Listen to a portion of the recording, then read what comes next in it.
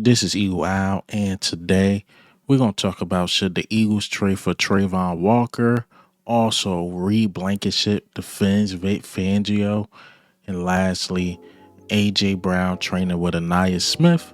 But let's get straight into it. All right, man, before we get into the main topics, I want to talk about a thing I didn't get a chance to talk about because I didn't shoot a video yesterday. It was like, I treat my Saturdays or Sunday as an off day, but we signed the return specialist and Kalen Robinson, if I'm saying his name right, drafted last year, fifth round pick. This is a Howie Roseman move.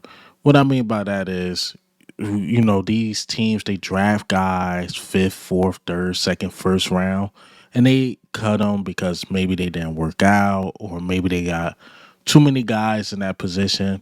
How we like to pick those guys up and see what he can do with those guys, see if he could get the best out of them. The prime example last year is Mekhi Becton. That's the prime example. So when teams give up on these guys, Eagles usually pick them up. Hell, we traded for Jahad Dotson, another guy a team gave up on who was going to get cut. Dotson was going to get cut, but we was like, you know what? Let's put a trade out there because if he's, cut and somebody claim off waivers, we ain't gonna be able to get him. So let's trade for him. So that's what we usually do with these type of guys. Teams that give up on these guys, we usually get them. So we'll see what Robinson can do. Not much stats out there. All we know is he's a return specialist. And with us letting go Covey, we need a return specialist. I feel bad for the guy we just signed like the other day. We had to release him to open up a roster spot. We just gonna watch the Eagles move. We know it's June. At the mini camp, it's gonna be a slow month. Eagles probably gonna make moves here and there, but we're gonna watch and see. But speaking of a move, a popular move that a lot of fans want the Eagles to make is to trade for Travon Walker or Trey Hendrickson. Like, I get it. I understand. A lot of people want that guy that could consistently get like 10, 11 sacks plus. Travon Walker is like the most underrated first overall pick I ever seen because Aiden Hutchinson was drafted, I think, right after him, and Hutchinson ended up getting a lot of the publicity because he played for Detroit, a team that's coming up, a team that's been winning. Whereas though Travon Walker with the Jaguars, and his stats just go underrated. Jaguars is not like a team that's hot on the market. They were supposed to be with Travon Walker and Trevor Lawrence, but they just never lived up to that potential. But I say that to say this. Travon Walker coming to Philadelphia, he get the publicity he want.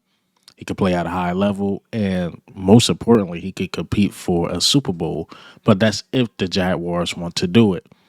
I mean, he come to us, yeah, man. It's over. I think we're going to have a phenomenal year with him, with or without him, to be honest. But to not say he want to add to our team would be crazy. Even Trey Hendrickson, I know I threw a little shot at him, but it's just the truth. When I seen Trey Hendrickson against the Philadelphia Eagles, no Jordan Mailata, I'm evaluating that game. I'm like, you know what? He might give Fred Johnson a hard time, like he's having one of those years. And I seen, I seen Fred Johnson give him the work. We played the Jaguars too, and I could say this: not Trey Hendrickson. Travon Walker was a bit of a problem, not too much, but he was a bit of a problem. Whereas though I didn't even know Trey Hendrickson was even playing. That's how good of a job Fred Johnson did on him. So, not trying to poo-poo on the man because he had 18 sacks. It's nothing to poo-poo on Trey Hendrickson about, but if you ask me who I'd rather have, I would go with Travon Walker, former first-round pick, younger, got more of an upside. My personal opinion, if you ask me. But a lot of people think I was going to make the move. I think Zach Berman put something out like, yeah, you could get quote-unquote the older ring chasers and then like the Zadarius Smiths, this, that, and the third. But don't be surprised if Howie just pull the trigger and make the big move because we do got a lot of cap space. I wonder if we're going to just let it carry over because we know we got to pay a bit bad to Jalen Carter, Or how we like, you know what, let's make the trade now. Let's really try to get this ring now and make this team better and getting a Trey Hendrickson or Travon Walker. Ask me, I'd rather Travon Walker. But if you really, really ask me, no trade, I would say that I like Aziz Ojolari. I like Nolan Smith. I like Jalen Hunt. I like those guys. And I think they could play at a high level. If you ask other fans, it's like it's still a Super Bowl window. Get the best talent you could get, which I'm not mad at the idea either. Get as much talent as possible on the defensive side and go for it again. I mean, I can't be mad at that. So we'll see how we make a big move. We will definitely see. But there's a guy on our team that's working. That's AJ Brown. He put out this clip. I might mute it on certain parts because it's music in it. But it was him and Ainias Smith working in the stadium. And let me play this clip. Blueprint. Here. Right here. It's the word for sure. It's this part. Seeing yourself. Then seeing yourself. Visualizing yourself. Making plays. They gotta start in the mind first. They gotta start in the mind. We put the work in first. But I want you to see yourself. Look what you just did. Look what you just accomplished. That work gonna pay off.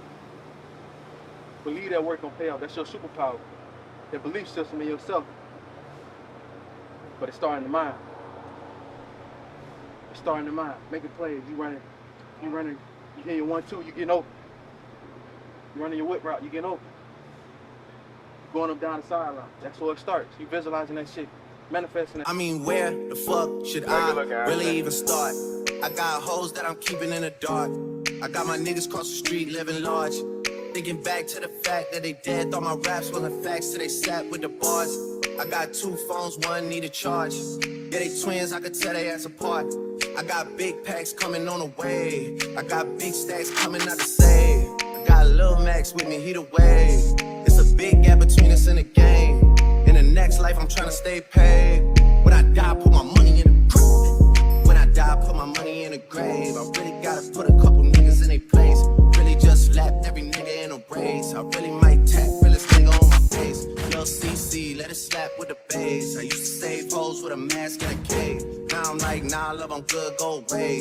Ain't about to die with no money I done gave it. I was on top when that shit meant a lot. Still on top like I'm scared of the drop. Still on top and these niggas wanna. Damn, fool. Your ass might be up there soon. Huh. Hey, God willing, bro. I like when I see stuff like this, like AJ Brown not too stuck up, not to himself or whatever, which he can be. Talking about all pro 3 straight years, but he tends to still have the younger guys under his wing. Like, yo, we gotta do this, we gotta put in this work, we gotta do that to get better. Not like that, and especially with Ainias Smith, who, let's be honest, struggled his first year. Hell, he struggled so much we had to find a way to sneak him on the roster, quote unquote. He had that injury, and that was his way on the roster. So we got to watch Ainias Smith, man. He not making too much noise that I know of, but I'm hearing like the Danny Grays and then again Terrence Marshall Jr.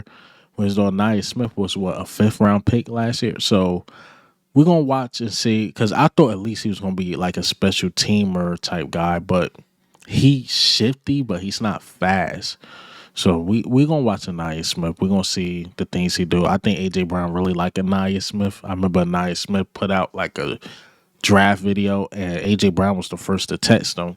And I guess AJ Brown just had him under his wing since. So we'll see. We'll see what happens with Ainias Smith. But let's get into the last topic.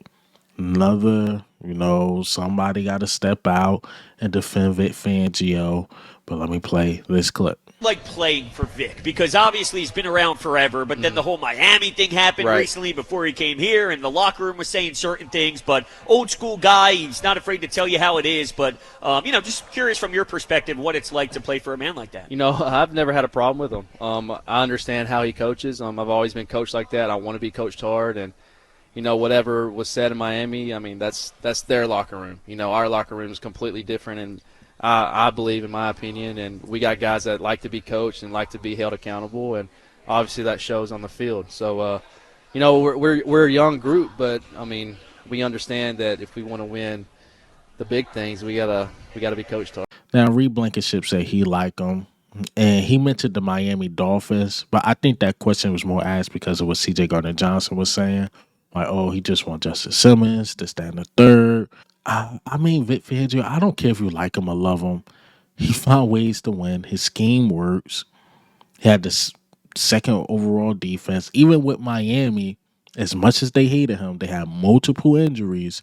And he still found the way to be in the top 10 defense with multiple injuries. He found ways to get guys paid there. Van Ginkel, he probably would thank Vic Fangio for reviving his career, as Zach Bond got the best out of him. Hell, Reed Blankenship got the best out of him, as the rookies and the Quinyon Mitchell and the Cooper DeJean got the best out of them. He got Milton Williams paid. He got Jordan Davis in the best shape of his life. So there's a lot of positives. But I could see why people don't like his attitude, because he's older. Like, he's older. He don't care. Like, us younger people, we like, okay, we care about your feelings a little bit. You know what Vic Fangio say? F your feelings. F your feelings. I'm going out there to win. I'm going to be tough nosed. I'm going to give it to the media. Like, he just don't care. And as a guy that do YouTube, and you got a coach that speak his mind, I love to see it. Even as a fan, like, I love to see it. But that's all I got for you guys today. Hey, man, what do you think? How do you feel? A.J. Brown and Ainias Smith.